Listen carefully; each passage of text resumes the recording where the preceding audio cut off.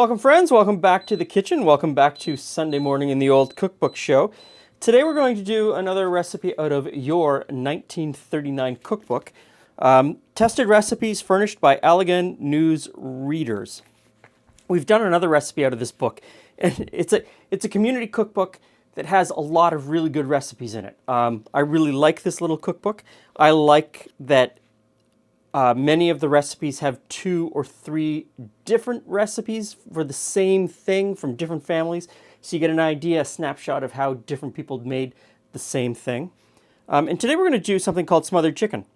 And you'll notice on the countertop I have chicken, water, and butter. And a little bit of salt. That's it. There will be flour later, and maybe some milk. But it is one of those recipes that if it works out, I think this is an incredible method to have in your arsenal for that, that weeknight meal when you come home in a hurry and you're all harried and you don't know what you're going to eat, but chicken was on sale at the grocery store. What am I going to do? How am I going to do it? How am I going to do it quickly? So in that vein, chicken was on sale at the grocery store today, leg quarters. So I got leg quarters instead of buying a whole chicken and cutting it up. And so I'm going to put that in the bottom of this pan. This brazier that I have, use it all the time. Good heavy bottom pan with a heavy fitting lid because I think that's key to this recipe. Next is half a cup of water and half a cup of butter. Toss that butter in there, and I've put the chicken skin side down. I don't know if that's correct or not. The recipe doesn't say. Next, I'm going to come in with a sprinkle of salt, and that is the only seasoning this recipe calls for. Now, I'm supposed to cover closely, which means a tight-fitting lid. And I'm supposed to cook that with the lid on until the water boils dry. Seems pretty simple, pretty straightforward. A couple more instructions after that, but we're going to cook this now until the water boils dry. Here we go. So the water has boiled off. And the chicken is pretty much, I would say, 100% cooked at this point. It is cooked to the point where it is falling apart. So I'm supposed to flip it over and brown both sides. It's not going to take much to brown the bottom side. Most of the skin has pulled off at this point. There is a lot of fat in the bottom of the pan. I kind of expected that. I mean, we did put in a half cup of butter, and then whatever fat came out of the chicken at the same time. So it's not pretty at all, and really oily. So I'm going to pull the chicken out at this point. I think it's done. I'm going to pull it out. I'm probably going to remove quite a bit of the fat that's at the bottom of the pan. The next direction is to put in 1 tablespoon of flour and a cup of milk in order to create the sauce or the gravy.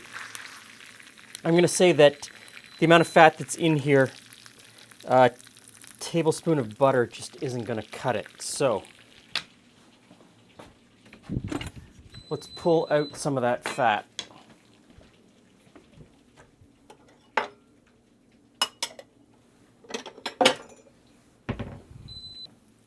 Okay.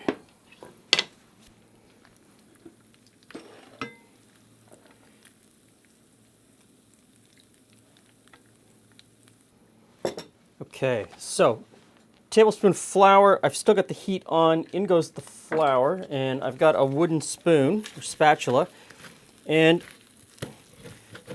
I'm going to mix the flour into the fat. I'm supposed to cook it until the flour starts to brown, and I'm also going to pull up the fond that's on the bottom of this pan. The fond is absolutely amazing. All that brown goodness, flavor in the bottom of the pan. I'll be able to pull up more of it when I put the milk in. Now I'm going to pour in the milk. And we'll stir this up to make a really nice sauce.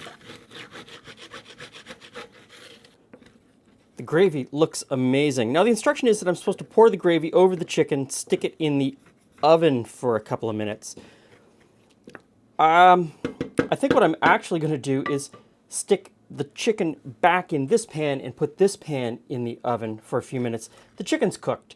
There's no way around it. The chicken is fully cooked. It's cooked off the bone at this point. I think you're just trying to get some of the sauce on top and keep it warm until your family arrives for supper. So let me do that.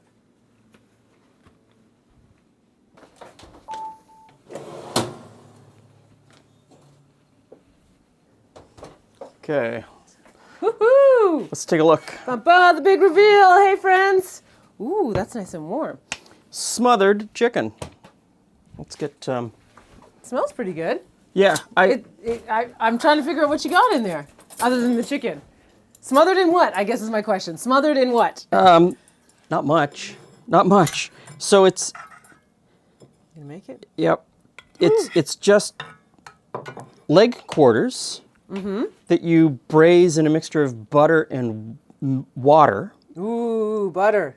In the pan until the water evaporates, and then you fry the chicken in the butter. A lot of butter. Take the chicken out and essentially make a roux and a sauce with some flour and milk. There's only salt.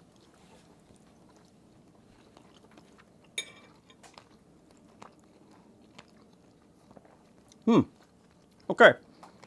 So that's actually surprisingly Good. lovely. Yes. Yes. I was afraid of butter, like butter. I was going to jump in with all kinds of things that you could do to ramp this up. I think pepper would help, Pepper would help. but that's a habit, right? We're accustomed to salt and pepper together. Yes, and so definitely adding pepper. It's got an interesting texture on the outside. As a method, this really works. And it's not... It is a method that if I look back through some of the French cookbooks from the 17 and 1800s that we have, this idea of starting chicken slowly in a pan with a little bit of water and butter and then cooking it that way is something that shows up in those earlier recipe books.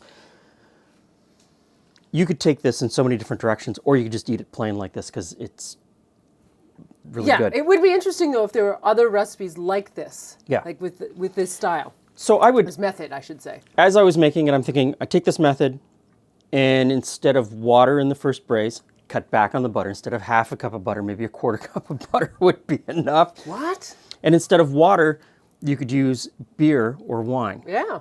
Or a fruit juice. And that fruit juice would bring a little bit more. And then add in some little onions to give a little bit of flavor, some pepper, some paprika, whatever. That's got a whole plan. And so you take this basic method of doing this, and then you make the sauce at the end, but you take this basic method and you can start to build a whole bunch of different flavors on this base. But no, this actually tastes really good. And it's simple, it's easy, it's a weeknight meal. Throw some oven chips in the oven.